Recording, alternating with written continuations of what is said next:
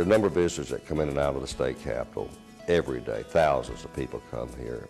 And they do just like I do. When I walk through those capitol doors, and as soon as I get into the rotunda, I immediately look around in awe. When I walk the halls and I think about the years and the amount of work that went into that building, it still amazes me, almost 100 years later. George Donaghy and the other visionaries who boosted the Capitol project wanted a building worthy of Arkansas's future, worthy of Arkansas's potential. They wanted a building for which no apologies needed to be made. The building itself, I think, is what I consider the grandest building in the state of Arkansas. I think it represents what our state wanted, and to have just a marvelous, beautiful piece of architecture that I think is second to no other state capitol in the United States. The building and the way it's constructed and where it's located in Little Rock. Just drive to North Little Rock and look across the river on a snowy night, and that big building is standing there and you can see it for miles.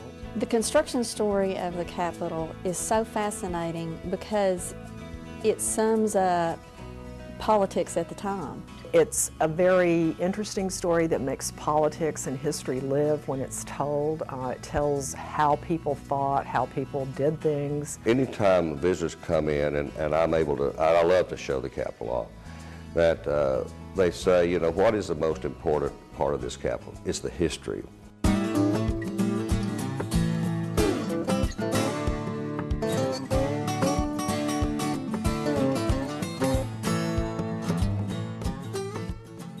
Our state capitol did not come easily or cheaply.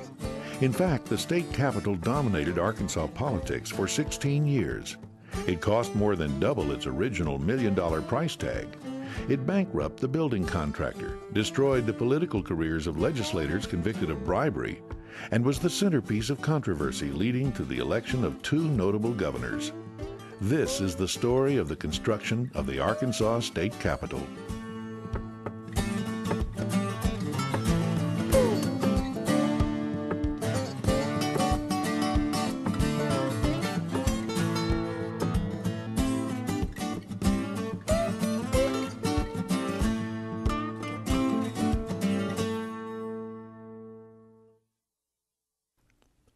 Arkansas's first state capitol, now known as the Old State House, was completed in 1840. By 1890, the building was showing her age.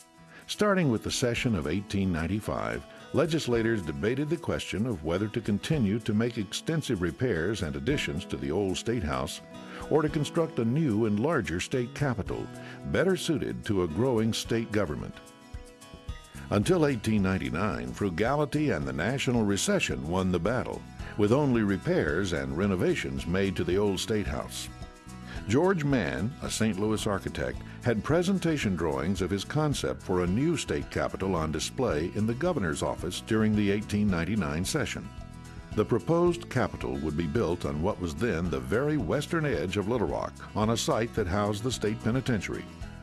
2 major factors led to the decision to build. First, a sizable portion of the state debt was paid off. Secondly, on January 12, 1899, the rain-soaked plaster ceiling in the Senate chamber of the Old State House gave way and fell onto the desks of senators below.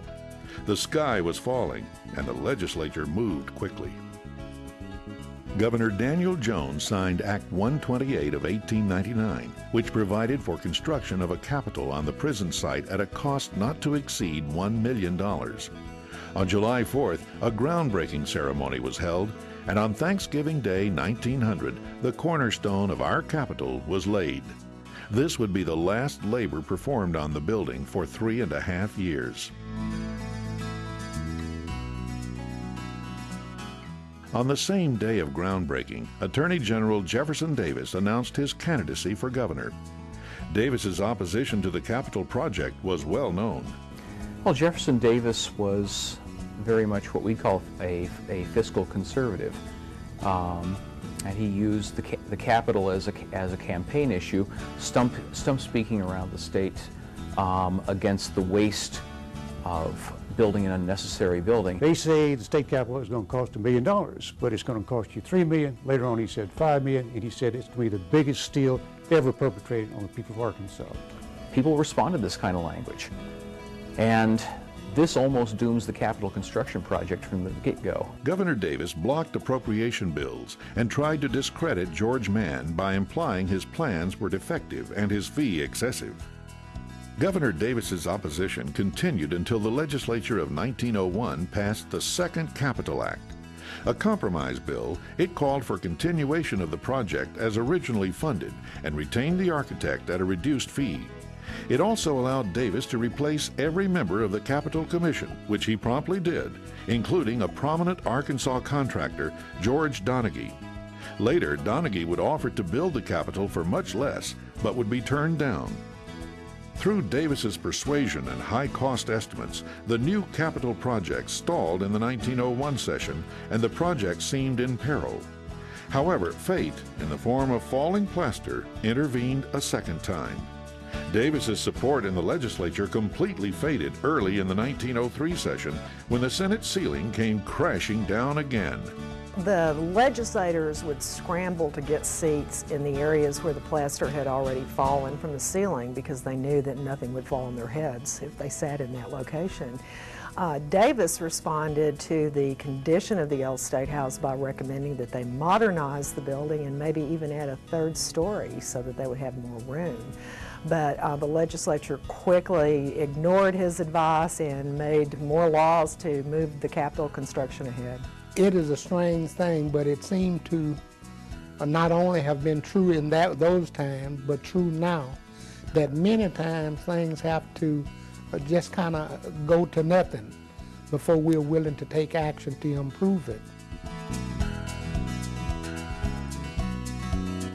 The Capitol Act of 1903 required the Commission to contract for Arkansas materials as far as was practical in construction.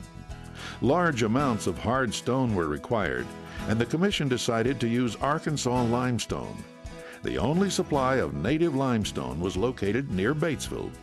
Pfeiffer Stone Company, the owner of the quarry, was not equipped to remove such large amounts of stone, but they were willing to take the project for the prestige and potential profit. Construction restarted by 1904. The first story of the building was completed, but delays in shipping the stone caused the entire force of stoneworkers to be laid off, and the Pfeiffer Stone Company had to shut down completely